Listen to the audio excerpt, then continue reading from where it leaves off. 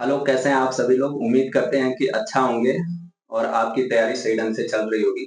देखिए, यहाँ पर हम लोग एएलपी सीबीटी 1 का एग्ज़ाम अभी-अभी समाप्त हुआ है और सीबीटी 2 का एग्ज़ाम होने वाला है। तो इसी दौरान मैं थोड़ा-सा सोचा कि जो ऑलरेडी सिलेक्टेड हो चुके हैं लोग, उनसे थोड़ा-सा बातचीत किया जाए कि कैसे पढ़ें कि हम सीबीटी 2 में अच्छा स्कोर कर सकें और सिलेक्शन ले सकें।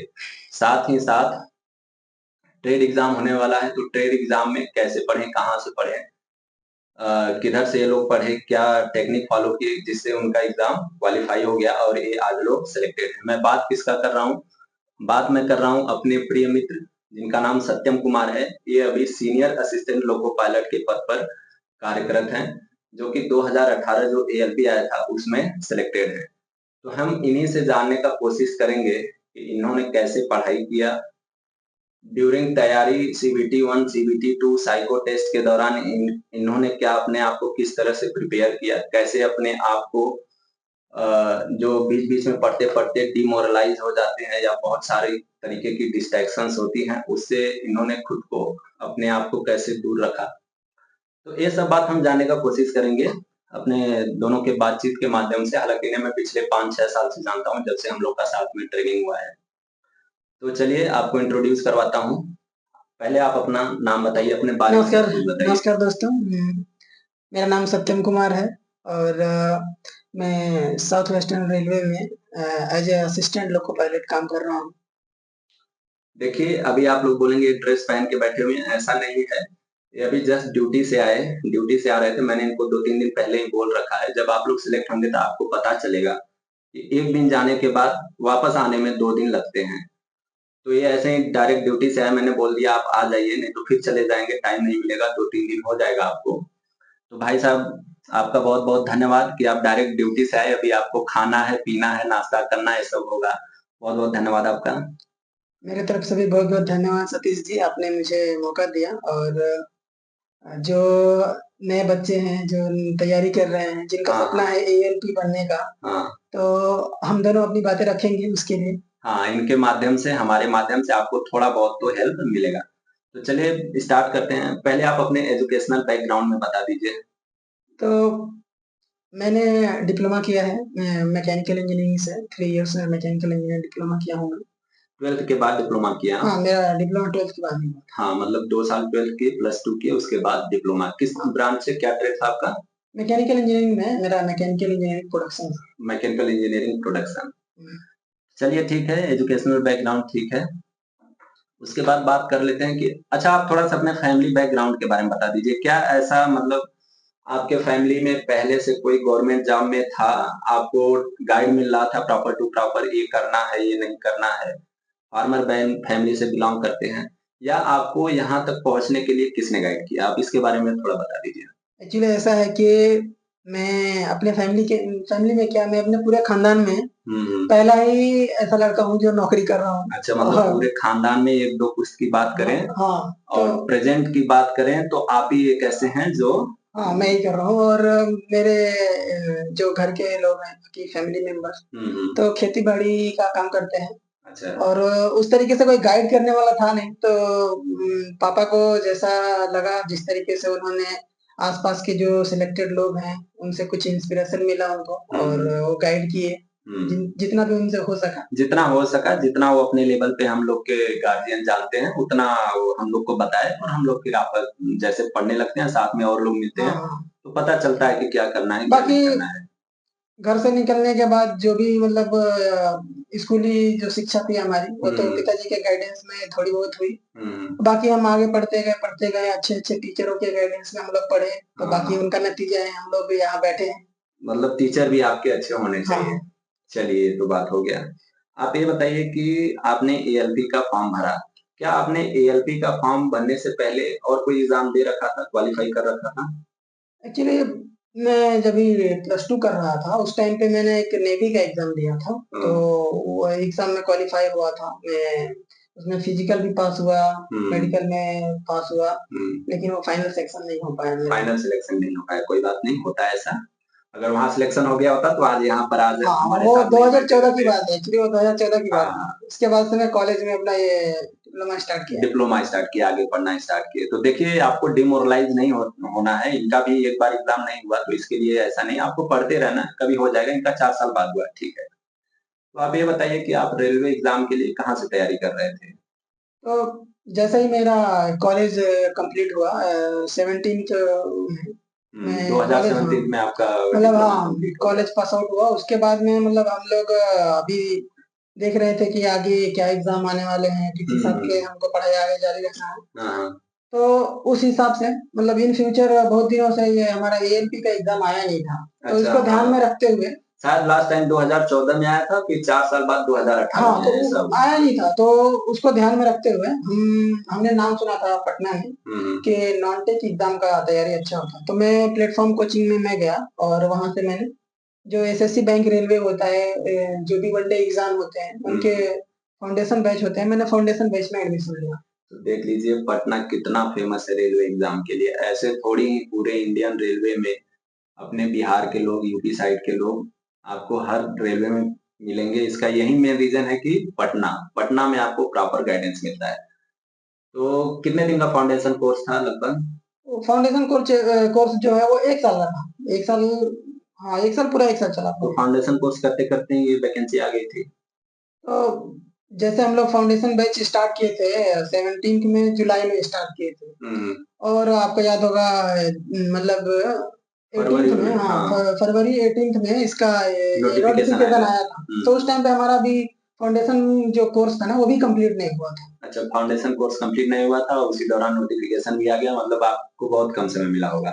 कम समय मिला, थोड़ा प्रेशर ज्यादा फील हो रहा था और नर्वस भी बहुत ज्यादा हो गया मैं वो एग्जाम का नोटिफिकेशन आने के बाद से। तो सीबीटी 1 का एग्जाम जब आप दिए तो आप तो फाउंडेशन कर ही रहे थे, साथ में मॉक टेस्ट, प्रैक्टिस, इन सब के लिए क्या कर रहे थे? एक्चुअली ये चीज जो आप बता रहे हैं ये बहुत फायदेमंद साबित हुआ और मैंने भी ठीक अपना ऐसे ही तैयारी किया था। और फाउंडेशन बैच हमारा लगभग समाप्ति की ओर धीरे-धीरे बढ़ रहा था। तो कोर्स तो हमारा लगभग कंप्लीट हो रहा था, पर तैयारी हमारा उस तरीके का हुआ नहीं था। तो मैंने क्या किया कि प्रैक्टिस सेट जितना हो सके मैंने मैथ का अलग से क्विज क्लासेस अटेंड किया, रीजनिंग के लिए अलग से क्विज क्लासेस अटेंड किया, साइंस के लिए अलग से। तो मैं जितना भी मेरे से ज़्यादा हो सके वो आपका क्विज टेस्ट पे ध्यान दिया और प्रैक्टिस सेट में बहुत बनाया। मतलब आप मॉक टेस्ट बहुत ज़्यादा दिए, प्रैक्टिस सेट बहुत ज़्यादा दिए, जिसकी वजह से आपको सीबीटी 1 में सफलता मिली। चलिए सीबीटी 1 का एग्जाम हो गया, तो आप ये बताइए जैसा कि अभी भी ये देखिए अभी जो 2024 का नोटिफिकेशन आया है एएलपी का, अभी 29 नवंबर को सीबीटी 1 का एग्जाम समाप्त हुआ। 5 दिसंबर को यानी 6 दिन बाद ही आंसर की आ गया। आंसर की आने के बाद बहुत सारे बच्चों को एक कंफ्यूजन है कि उनका नंबर बहुत कम आ रहा है। वो बहुत घबराए हुए हैं। वो बहुत डर रहे हैं कि मेरा होगा कि नहीं होगा, या वो बार-बार ये पूछना चाह रहे हैं कि क्या मैं सीबीटी 2 का तैयारी करूँ कि ना करूँ?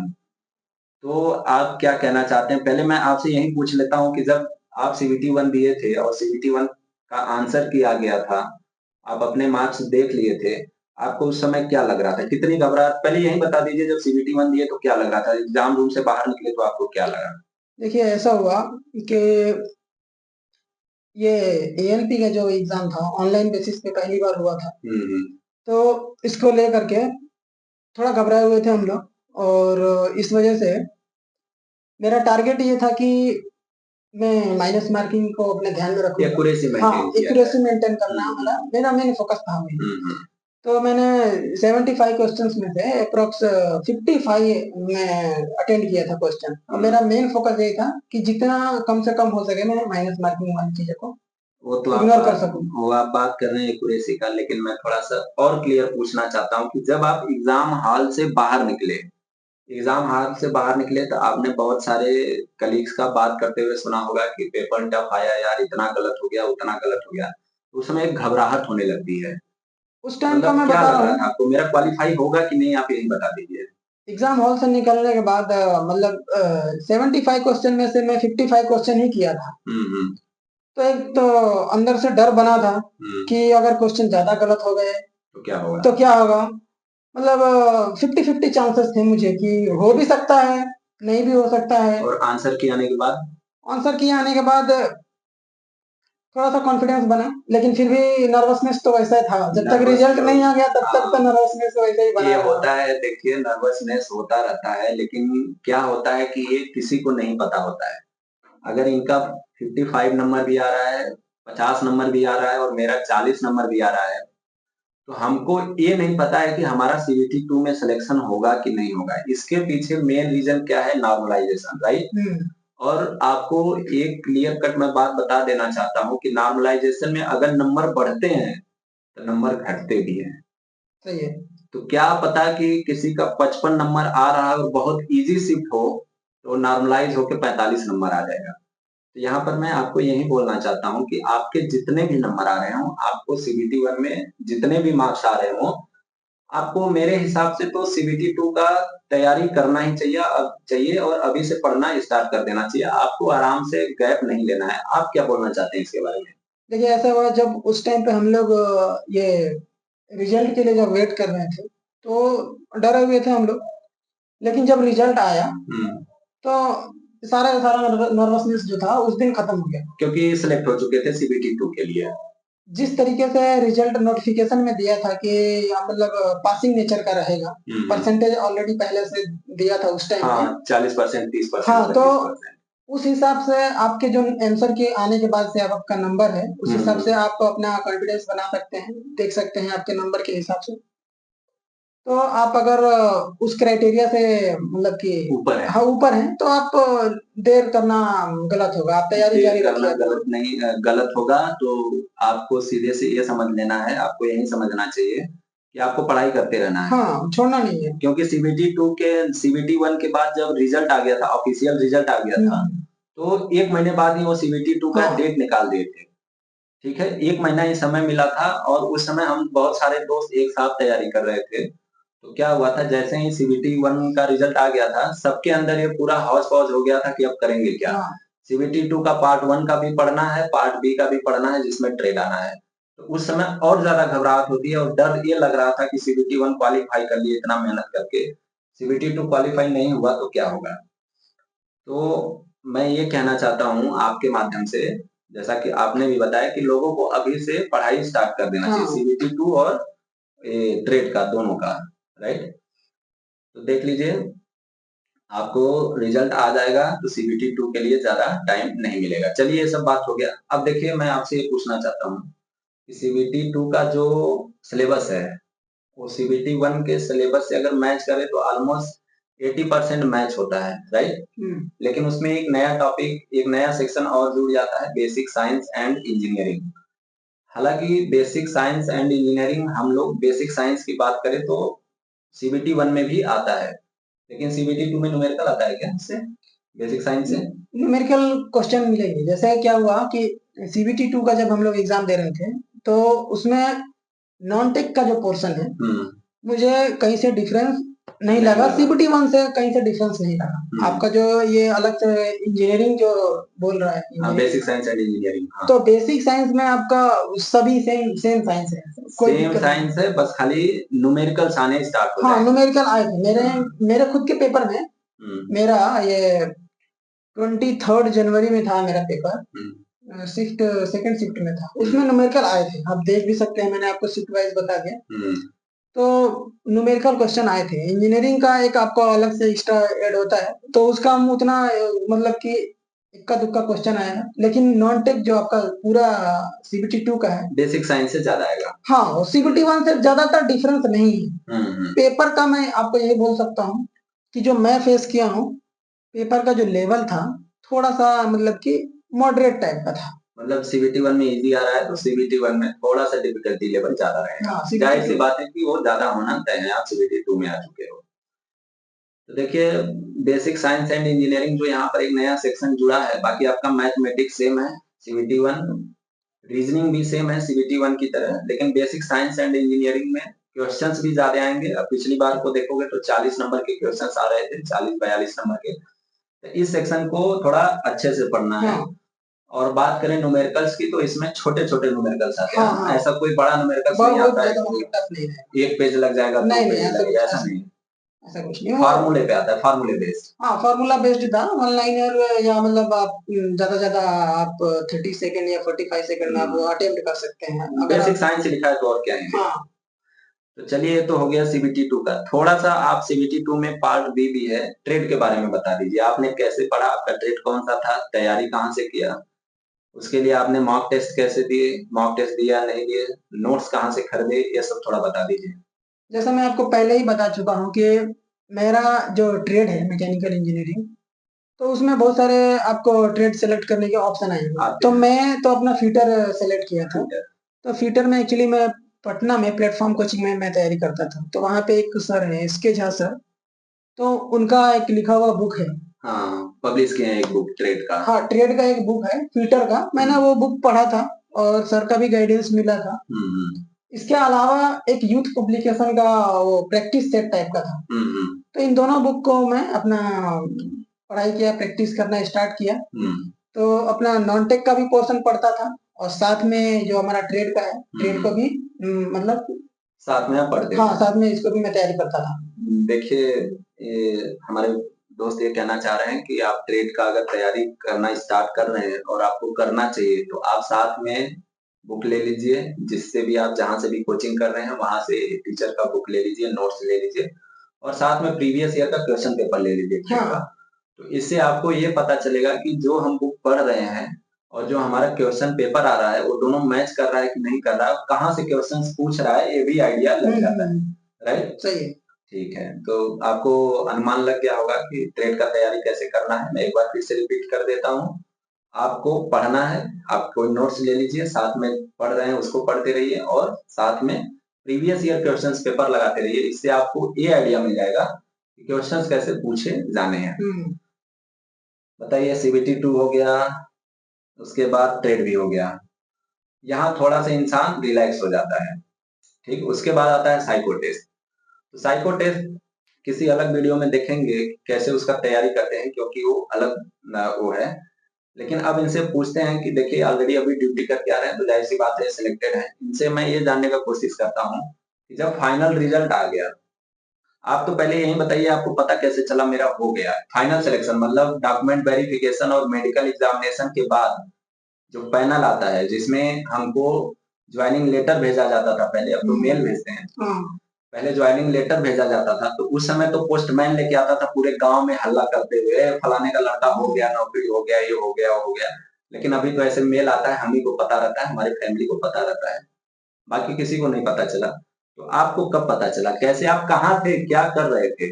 एक्चुअली ये थोड़ा मतलब एक अलग फीलिंग था उस टाइम का। और जैसा आपने बताया कि पहले के समय में ज्वाइनिंग लेटर आते थे घर पे पोस्टमैन द्वारा। तो हमने भी ऐसा कुछ सोच रखा था कि हमारे लिए भी मतलब आएगा ऐसा। लेकिन उस टाइम पे ऐसा था कि अगर आ गया तो हम भी अपना ज्वाइनिंग लेटर लेके मतलब दिखाएंगे, घूमेंगे, शोर मचा। घर से थोड़ा बाहर गए थे हम लोग, मैं और मेरा छोटा भाई, हम दोनों साथ में थे। तो मोबाइल पे मेल आया, मेल में मैं देखा मेडिकल एग्जामिनेशन के बाद फाइनल में। हाँ, फाइनल का मैं बता रहा हूँ कि सभी चीज होने के बाद हम लोग बस मतलब फाइनल सिलेक्शन का जो पैनल था वही आने वाला। तो उसमें जब मैं मेल देखा मतलब मैं मेरे लिए एक अलग फीलिंग थी। अलग फीलिंग था, मैं बहुत ही बहुत ही इमोशनल हो गया था कि जिस चीज के लिए हम लोग तैयारी कर रहे थे, जिस चीज को हमने मतलब कि बस सोचा था वो साकार हुआ था। तो मैं इमोशनल इतना था कि मैं बात तक नहीं किया अपने भाई से। और मैं भाई को भी नहीं बताया। हाँ, उसको भी नहीं बताया। मैं उसको बोला कि चलो जाएंगे, घर जाएंगे। और घर जाए, पूरे रास्ते में उससे कुछ बात नहीं हुआ। मैं घर आया तो घर में सभी लोग घर में बैठे ही थे। मैं सबके सामने ऐसे ही रोने लगा, इमोशनल होकर मैं रोने लगा कि मतलब जिस तरीके का तकलीफ मैंने झेला, जिस तरीके का मेरे से ज्यादा फैमिली वालों ने जिस तरीके का तकलीफ झेला, मतलब आपको पढ़ाने के लिए कितना वो मेहनत की, क्या की वो सब। तो हुआ ये कि मेरे घर वाले पूछे कि क्या हुआ है। तो मैंने बोला कि मेरा आज फाइनल रिजल्ट आया है। तो मुझे रोता देख के उनको ऐसा लगा कि मेरा नहीं हुआ है। तो उन्होंने ऐसा बोला कि कोई नहीं, आप हिम्मत मत हारो, नहीं हुआ तो हम आगे भी आपको ऐसे सपोर्ट करेंगे, आप आगे भी तैयारी करो, कोई दिक्कत नहीं है। तो मैं उनको बोला नहीं, मेरा हो गया है। हाँ। तो ये सुन के मेरे घर वाले भी शॉक हो गए, वो भी मतलब इमोशनल हाँ, हो वो गए। पूरा फैमिली ही इमोशनल हो गया था कोई एक्चुअली। एक दूसरे से बात नहीं कर पा रहा है कि कैसे खुशियां की बधाइयां हाँ, दे, आज ऐसा ही। बहुत अच्छा किया है। ऐसा होता है, देखिए जब आप भी सिलेक्ट होंगे तो ऑटोमेटिक आपके अंदर ऐसा फीलिंग आ जाएगा कि ना आप सामने वाले से बात नहीं कर पाओगे, घर पे बताओगे तो वो भी लोग नहीं बोल पाएंगे। हालांकि खुशी सब होते हैं, हाँ, लेकिन वो खुशी उस समय जाहिर नहीं कर पाते हैं और खुशी के आंसू आने लगते हैं। ऐसा होता है क्योंकि बहुत मेहनत करके वहां तक पहुंचे रहते हैं। फाइनली आपका सिलेक्शन हो गया। ट्रेनिंग कितने दिनों का चला था और कहाँ हुआ था लगभग? ट्रेनिंग हम लोगों का ये भुसावल में ट्रेनिंग हुआ था। एक्चुअली हम लोगों का जो बोर्ड था, बेंगलोर बोर्ड था, वहाँ से हम लोगों को भुसावल ट्रेनिंग के लिए भेजा गया था। भुसावल में हम लोग 3.5 महीने के आसपास ट्रेनिंग किए। ट्रेनिंग बाद भी एग्जाम होता है? ट्रेनिंग के बाद ट्रेनिंग का एग्जाम होता है। और ट्रेनिंग का इसमें एग्जाम आपको होता है। मैं एक चीज बताना चाहूंगा कि जो भी हमारा जॉब में आने के बाद प्रमोशन वगैरह होते हैं, उसका एक सीनियरिटी बनता है। तो आपको ट्रेनिंग में भी बहुत अच्छे मार्क्स लाने पड़ेंगे। मतलब देखिए यहाँ पर ये बात कर रहे हैं कि एक बार सिलेक्ट होने के बाद प्रमोशंस होता है, तो वो प्रमोशंस किस बेसिस पे दिया जाएगा, किसको पहले दिया जाएगा, किसको बाद में दिया जाएगा, वो डिफाइन होता है कि आप ट्रेनिंग में कितना नंबर ला रहे हैं। वो तो बात की बात होती है। ट्रेनिंग हो गया और अभी आप, जैसा कि इन्होंने पहले भी बताया कि अभी ये सीनियर असिस्टेंट लोको पायलट के पद पे कार्यरत हैं। चलिए थोड़ा सा प्रमोशंस के बारे में बता दीजिए कि कैसे कैसे प्रमोशंस होता है। सेलेक्ट तो ईएलपी में होते हैं, लेकिन कहाँ तक जा सकते हैं? प्रमोशन के लिए तो आपने सब सही लिख के रखा है कि जैसे हमारा इनिशियल ज्वाइनिंग जो हुआ था ईएलपी में हुआ था, और उसके बाद प्रमोशन हुआ। प्रमोशन होने के बाद मैं अभी यहाँ पे सीनियर ईएलपी में काम कर रहा हूँ। उसके बाद में प्रमोशन होगा तो आप सेंटर बनेंगे।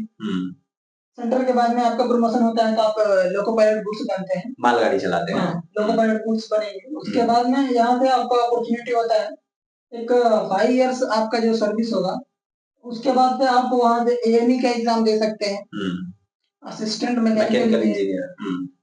और आप ये लोको इंस्पेक्टर के लिए भी आप एग्जाम दे सकते हैं। लोको इंस्पेक्टर, सही बात बोल रहे हैं। लोको इंस्पेक्टर के लिए भी आप एग्जाम दे सकते हो। 46 ग्रेड की जॉब होती है। उसके बाद में आपका यहाँ से प्रमोशन होता है लोको पायलट पैसेंजर के लिए। यहाँ से आप आपका कुछ ड्यूरेशन रहेगा, 5 साल 6 साल। उसके बाद में एज पर रिक्वायरमेंट आपको लोको पायलट मेल एक्सप्रेस बना दिया जाता है, जो कि लास्ट प्रमोशन होता है। देखिए प्रमोशन इस हिसाब से होता है कि आप क्या काम करेंगे। एएलपी और सीनियर एएलपी में हम लोग मेनली असिस्टेंट का काम करते हैं। लोको पायलट अलग बैठा रहता है, उसी केबिन में रहता है। लोको पायलट गाड़ी चलाता है, हम लोग सिग्नल उग्नल बोलते रहते हैं, राइट। उसके बाद आता है सेंटर प्रमोशन होती है। सेंटर का काम क्या होता है? मेनली स्टेशन पे ड्यूटी रहती है और उनको जैसे कोई गाड़ी आया, लोको पायलट उतर के चला गया, तो इंजन को अलग करना है, मार्शलिंग करना है। मार्शलिंग का मतलब कि कोच जोड़ना है। ये सब आपको मतलब फॉर्मेशन बनाना है पूरा ट्रेन का, कोच का लगा के वो सब अटैचमेंट डिटैचमेंट करना वो सेंटर करता है। उसके बाद प्रमोशन होके एलपी गुड्स बन जाता है। आप यहाँ आ जाओगे 42 ग्रेड पे हो जाता है आपका। आप ड्राइवर, यहाँ से आप ड्राइवर बन जाएंगे। बोलते हैं ना मैं लोको पायलट हूँ, तो लोको पायलट मेनली यहाँ से बनते हैं। ये सब तो बात की बात है। चलिए जाते जाते अब हम यहीं पर समाप्त करते हैं अपना बातचीत। उम्मीद करता हूँ कि आपको इससे थोड़ा बहुत भी हेल्प मिला होगा। आप अगर एक समरी पूछें तो आप अभी जो एग्जाम देने वाले हैं बच्चे, इनके लिए आप क्या टिप्स देना चाहते हैं जिससे हेल्प मिले इनको? मैं आपको यही बोलना चाहूंगा जो मैंने किया कि आपका सीबीटी 2 एग्जाम अभी होने वाला है, तो आप नॉन टेक बेस जो है उसको भी आप मजबूत बनाए रखिए, तैयारी अपना जारी रखिए। आपका जो कट ऑफ है आपका सीबीटी 2 का नॉन टेक पार्ट से होगा, और आपका जो ट्रेड है वो क्वालिफाइंग है, तो दोनों को आप साथ में पढ़ते रहिए। प्रैक्टिस सेट जितना आपको बनाना है, आप जितना ज्यादा से ज्यादा कर सके आप बनाइए। जो भी आपकी गलतियां हैं, गलतियों पे आप स्पेशली ध्यान दीजिए, प्रैक्टिस कीजिए, और जितना भी आपका माइनस मार्किंग क्वेश्चन है उसको आप कम करने की कोशिश कीजिए। बाकी आपको मेरे तरफ से बहुत बहुत शुभकामनाएं, बहुत बहुत बधाई। और मैं आपको यही बोलना चाहूंगा कि अगर मैं कर सकता हूँ तो आप भी कर सकते हैं। मैं जिन परिस्थितियों से आके यहाँ पे आज बैठा हूँ, तो आप भी वो कर सकते हैं। आप खुद को एक बार हौसला दीजिए और आप विश्वास दीजिए। वो कहते हैं कि जब तक तोड़ेंगे नहीं तब तक छोड़ेंगे नहीं। मुझे उम्मीद है कि आप लोग कर सकते हैं। धन्यवाद। देखिए जब तक तोड़ेंगे नहीं तब तक छोड़ेंगे नहीं, इसी विश्वास के साथ आप लोग पढ़ते रहिए और जहां भी रहिए सुरक्षित रहिए और उससे भी बढ़ के आप खुश रहिए। जब आप खुश रहेंगे तो आपका दिमाग चलेगा, बाकी टेंशन नहीं लेना है इतना, बहुत सारी चीजें हैं। अगर आपको थोड़ा बहुत हेल्प मिला तो फ्रेंड्स के साथ शेयर कर सकते हैं। आपको कोई भी कंफ्यूजन हो तो आप कमेंट सेक्शन में पूछ सकते हैं। ऐसे ही अगर आप लोग बोलेंगे तो मैं 4-5 और लोगों का जो अभी ऑलरेडी सिलेक्टेड है उनसे ऐसे ही बातचीत करके मैं डाल दूंगा, जिससे कि थोड़ा बहुत तो हेल्प मिलता है। सुन के देखिए, सुनने से क्या होता है ना, आपको ये सीखने मिलता है कि क्या करना है क्या नहीं। जैसे इन्होंने बोला, इन्होंने क्या क्या बोला, अगर मैं बताना चाहूँ, इन्होंने बोला कि पहले आप एक्यूरेसी मेंटेन करो, ज्यादा क्वेश्चन अटेम्प्ट करना जरूरी नहीं है, एक्यूरेसी मेंटेन करना जरूरी है। दूसरा इन्होंने ये बोला कि आप कंटिन्यू पढ़ते रहिए, पढ़ाई के साथ-साथ आप मॉक टेस्ट देते रहिए और जो गलती कर रहे हैं, तीसरा इन्होंने ये बोला कि जो गलती आप कर रहे हो उससे सीखिए, राइट? मेरा कहने का मतलब ये है कि आपसे 1 क्वेश्चन 2 क्वेश्चन गलत हो गया तो उसको छोड़ के भागिए मत। पहले देखिए क्यों गलत हुआ है और उसको सीखिए, ताकि दोबारा वो क्वेश्चन आए तो आपसे गलती ना हो। यही है? चलिए, बहुत-बहुत धन्यवाद मेरे मित्र का।